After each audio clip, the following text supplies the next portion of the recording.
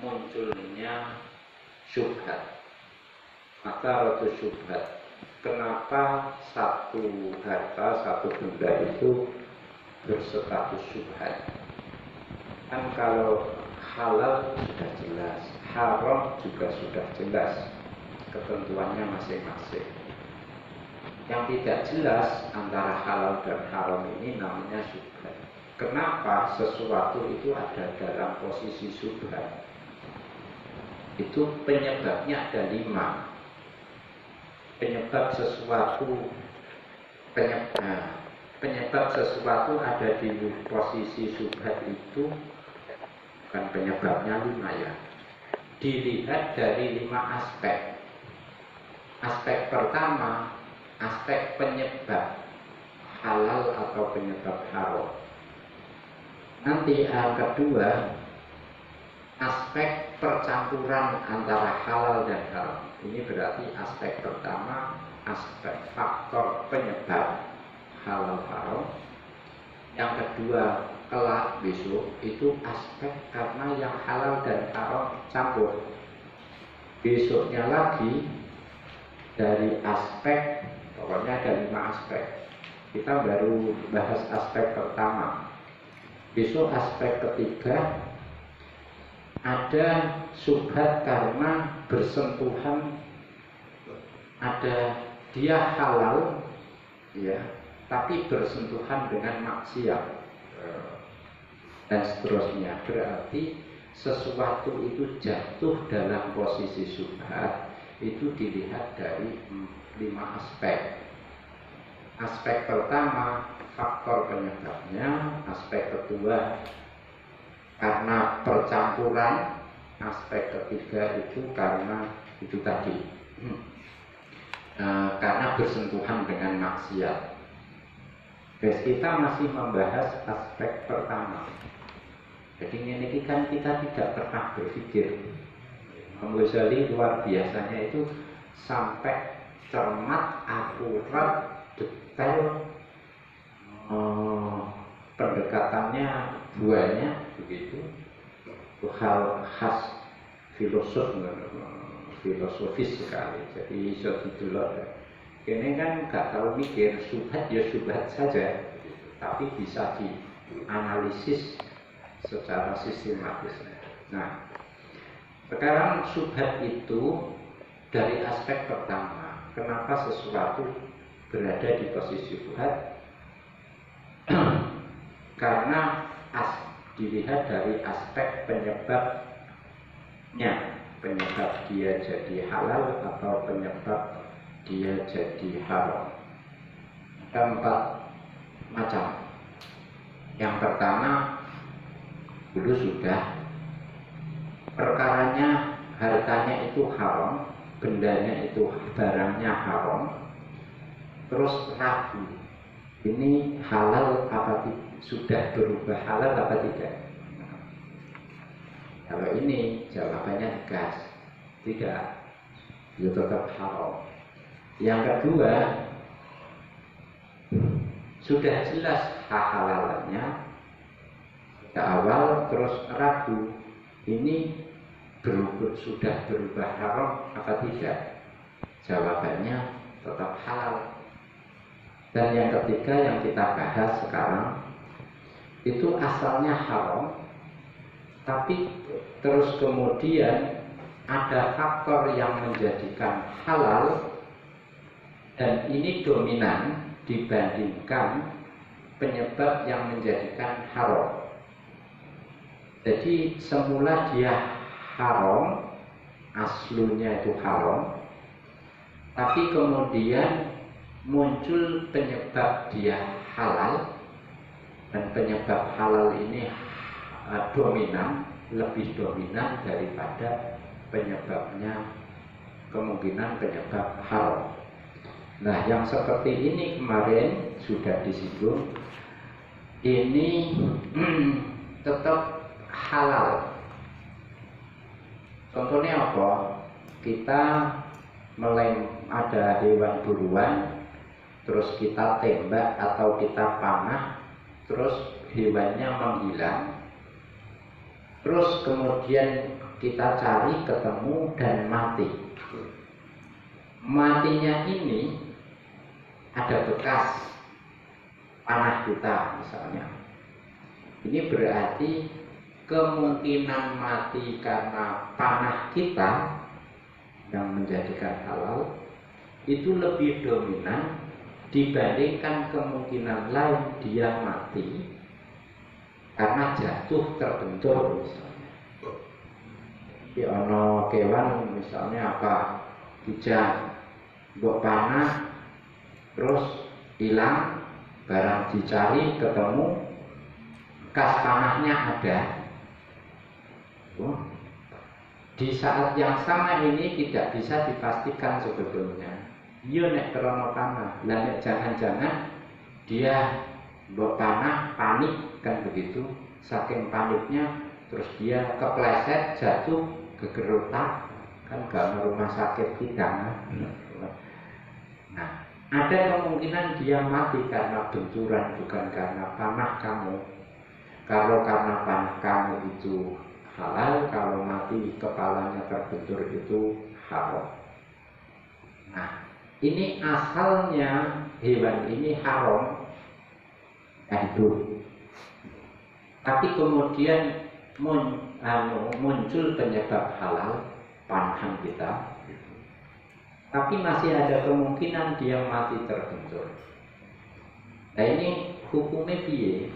Hukumnya kita menurut yang dipilih Imam Ghazali ini adalah dia halal. Karena apa? Yang dominan itu kematiannya, dugaan yang dominan itu mati karena panah, ada bekas panahnya.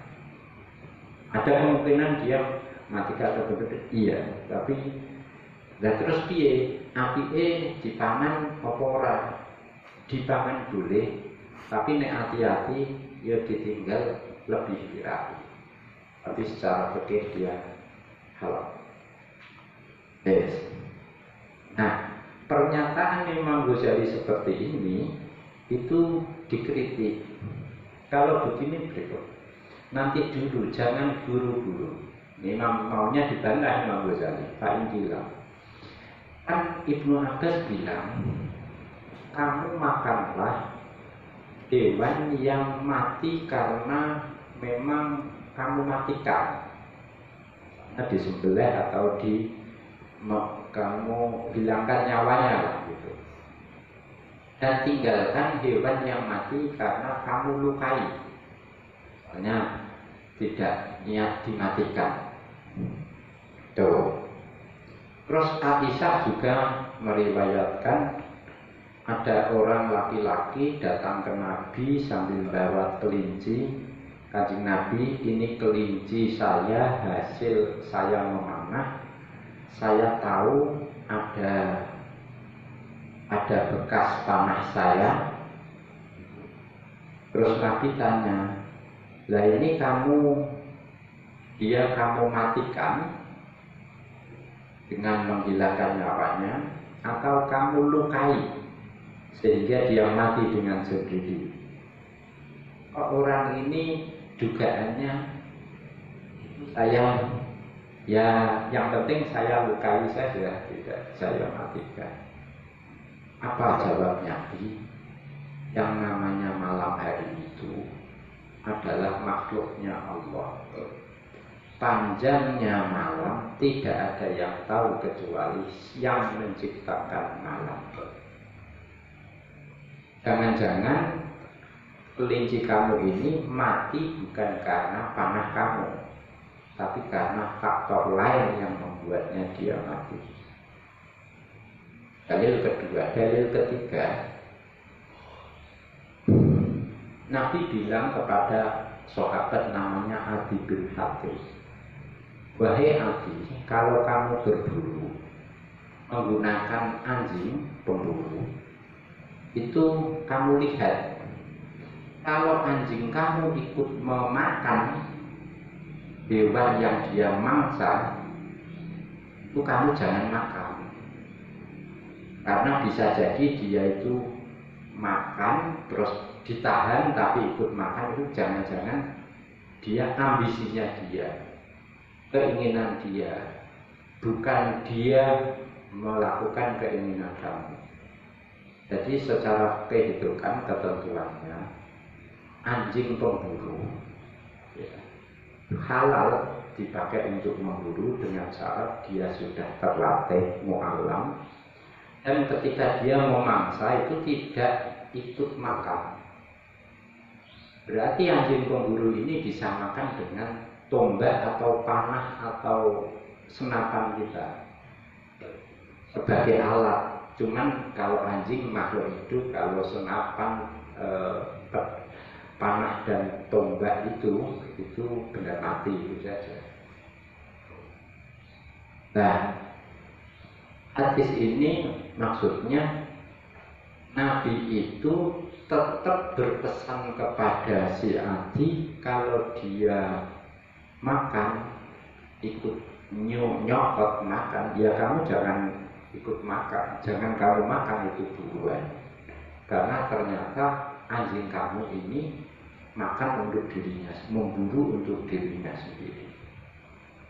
Nah, umumnya kan yang sudah terlatih itu, anjing yang terlatih kan dia memangsa untuk tuannya, itu saja oleh Nabi dilarang ikut makan.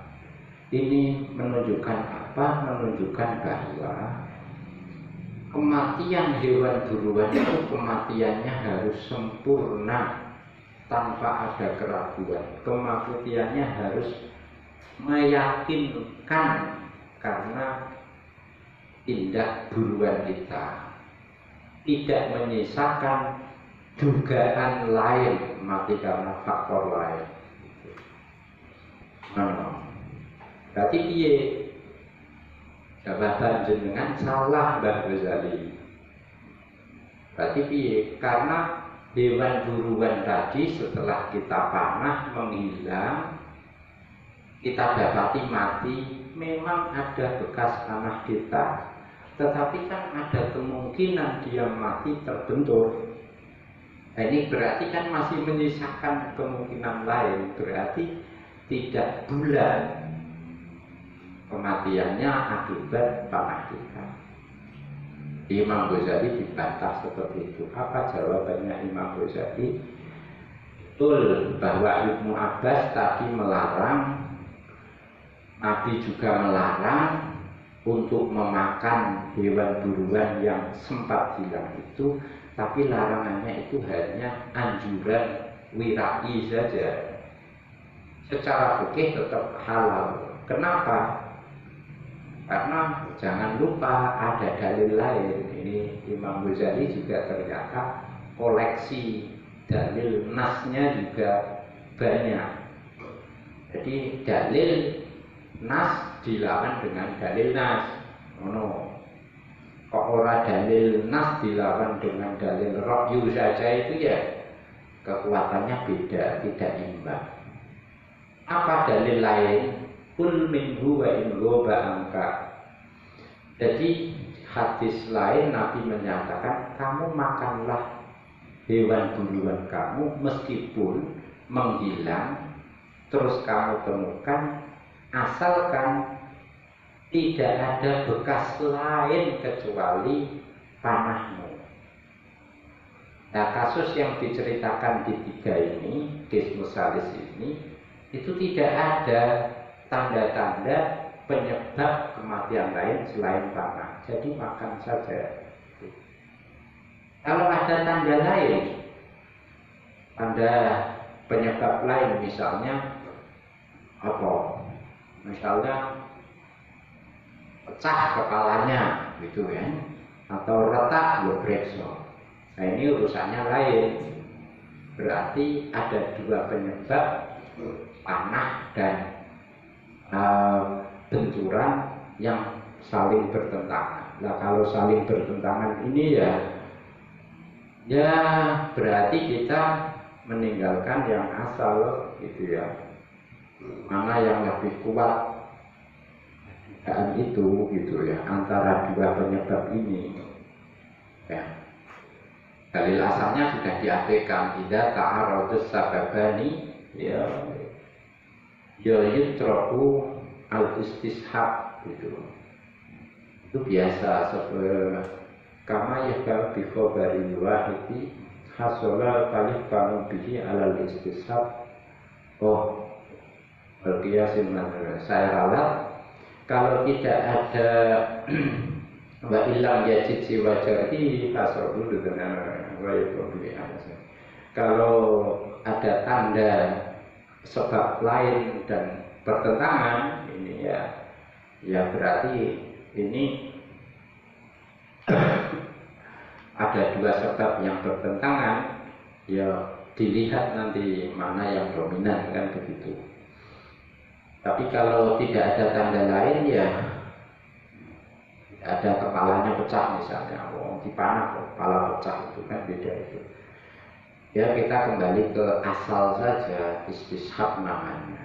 Kan kita juga menggunakan istishab menetapkan dalil asal, berpegang pada dalil asal mula sebelum muncul kemungkinan itu. Hadis ahad demikian, qiyas demikian, semua itu istishab dasarnya gitu.